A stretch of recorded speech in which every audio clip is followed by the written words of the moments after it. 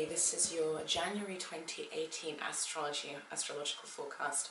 This is for Capricorn rising, Capricorn sun and Capricorn moon. So I apologise for the lateness in the video. I've had so much on, but let's just get straight into it. So it's all about you really this month, although you might not be feeling that way right at the beginning, right from the start. You know, we've got a lot of activity that's happening in your first house.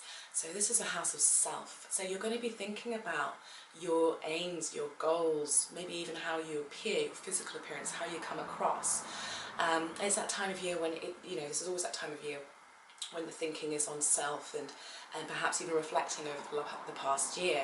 Saturn has moved into your sign. It came out of that 12th house of yours. It's now in your sign. It's happy there, you know. So this could see you looking at ways in which to refine certain aspects of yourself, and also, you know, Saturn is about authority and leadership, and you know, this could really see you stepping into a position of authority, whether that's in relationships, if you feel like you've been giving your power away, whether that's at work, whether that's amongst the groups you belong to. You're being asked to become more of an authority in your life, in your relationships. So this is really positive energy, and you should feel that throughout this transit, parts of yourself that are perhaps no longer applicable, maybe habits, sorts of, you know, things that just don't serve you anymore, start to fall away quite naturally and quite easily. You're becoming more streamlined and more purposeful in your approach to the world and to yourself and your relationships. So we've got Jupiter up there in your 11th house, which has moved into Scorpio not that long ago. And Jupiter is bringing you luck, it's bringing you benefactors, it's bringing you positivity when it comes to the groups you belong to, when it comes to networking and your dreams, your wishes, what you want from life. So maybe you're thinking big, you're thinking about the big picture, and this is causing you to restructure, Saturn in your sign, and maybe prune away things that are unnecessary. So that's an interesting, you know, it's interesting to see how all these things relate to one another.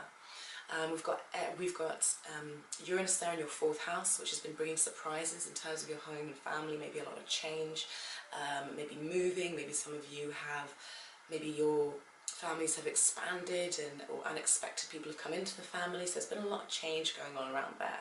And there will continue to be some surprises this month, but soon it will move out of Aries in May and go into your 5th house in Taurus. So that might be a welcome change, and the home front should get a little bit calmer, a little bit more stable. On the 11th, Mercury, which has been in your 12th house. So, you know, where it's been in your 12th house, your thinking has been a little bit more on deeper matters.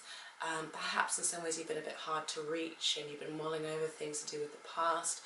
Mercury will then move into your sign, where you should start to feel a little bit more communicative, and you should start to feel a little bit quicker in terms of your interactions with other people. Mars is in that 11th house, and it moves into the 12th on the 26th. So this could see your energy levels just dipping a little bit.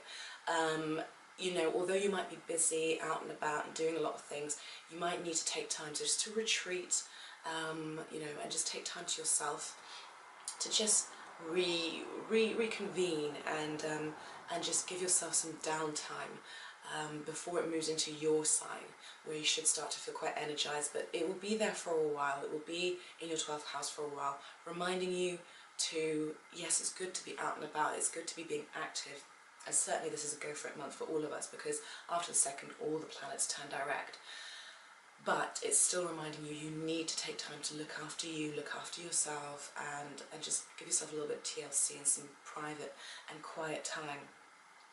So Pluto's been in your 1st house for a while now, and it's been transforming perhaps the way you see yourself and things to do with personal power. I forgot to mention, you know, we had that full moon on the 2nd, which was in your 7th house. So this was to do with relationships, one-to-one relationships. And there might have been some very emotional encounters at the beginning of the month.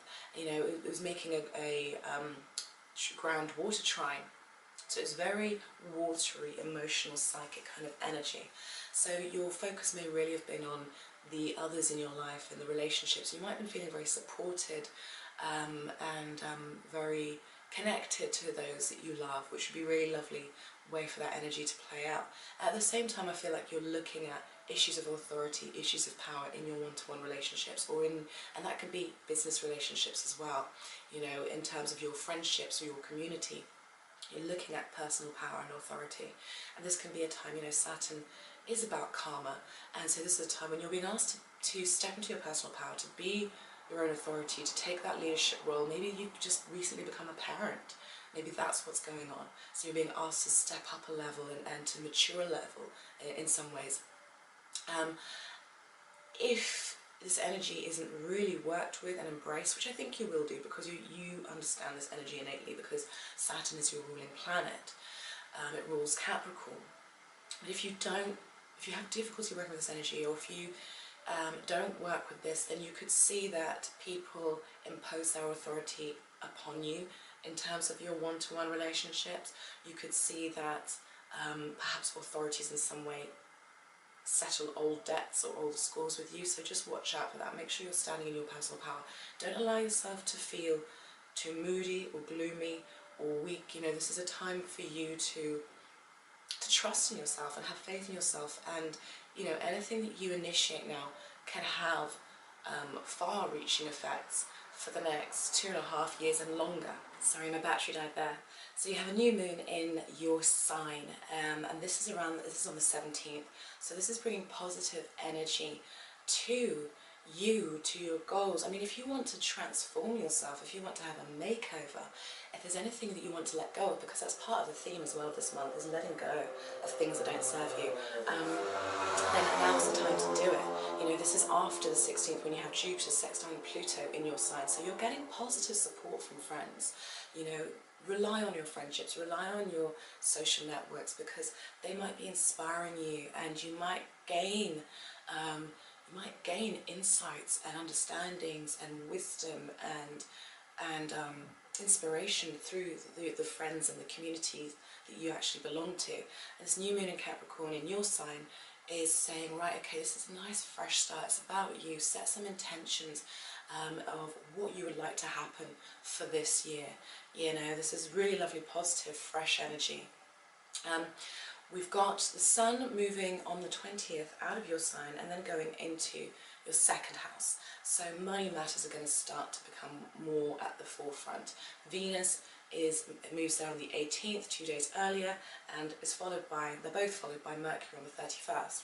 So you're going to start looking at your finances. Your money's going to be on your mind, looking at your values, your resources, how you spend your time, what you put your energy into, what you put your focus into. So after this period of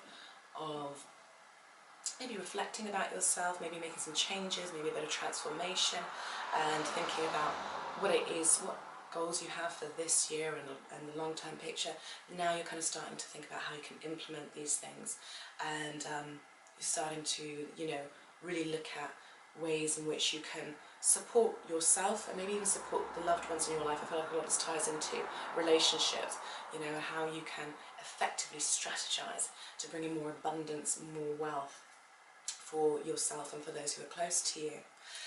Mars, I mentioned Mars going into your 12th house. Okay, so we finish the month off with it's a blue moon, our second full moon this month, and that's in Leo, in your 8th house. Your 8th house of intimacy, shared resources, psychology, habits, taboo, all those things that are hidden.